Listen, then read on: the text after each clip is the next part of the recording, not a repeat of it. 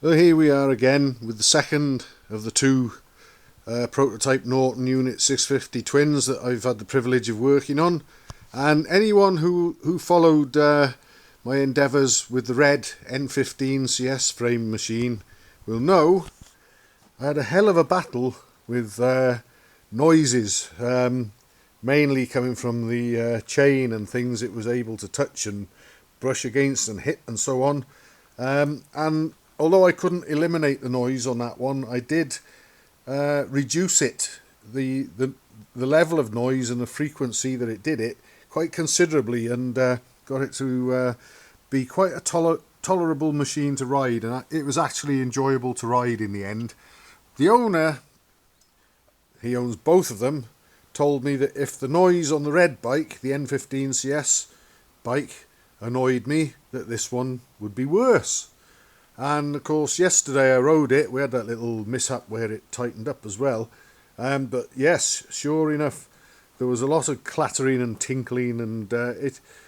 was quite off-putting actually, and I think it might have masked, if it hadn't been doing all that, I might have heard pinking noises from the engine, because I'm sure it probably was. But anyway, I've increased the needle jet size to a 108, and I found the top of the carburettor loose, and I also found that the timing was over advanced, so I've put those things right, but I haven't ridden it yet since. But I was just sort of looking at things that could possibly cause chain noise on this one, and we can probably just about see there the top run of the chain has been hitting that little cross member there and sort of wearing chain shaped grooves into it, as it's done with the tunnel going into the engine, like on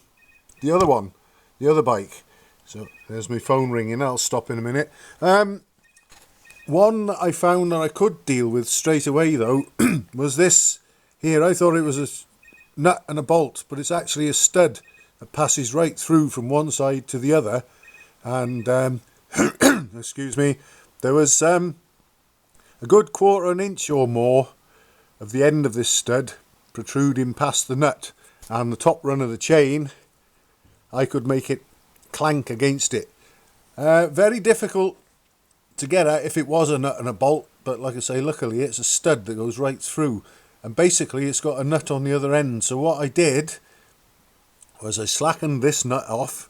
until it was just about flush with the end of the stud. Then I got a hammer and an alloy drift and drove it inwards so that the nut touched down tightly on the washer and the engine plate, and then I went around this side. You might just about be able to see it, it's very difficult to get at, but the corresponding nut is right there in the dark in that corner, and I was able to use a couple of spanners actually in turn and tighten that nut so that I basically pulled the stud across out of the way, so it's no longer overhanging and the chain no longer brushes against it when the suspension compresses. And talking of suspension, I've jacked the preload up a couple of notches on each of the units as well, so that we won't get quite so much movement of the swing arm quite so easily. So that should also help keep the chain and chain noises under control. I did similar on the N15 CS bike as well, and that worked quite well on that one. So I'm hoping that next time I go out on it, I might not have the same level of chain noise as it made last time, because it really was bad. And I want to be able to hear whether the engine's pinking or protesting as well, rather than just all sorts of clanking from all over the shop thanks to the chain. So we shall see. It's probably nearly time to go out on it again, but the weather's a bit crap at the moment, so we'll just have to wait and see. Hopefully it might brighten up and dry up a little bit fairly soon, and then we'll have another go on it.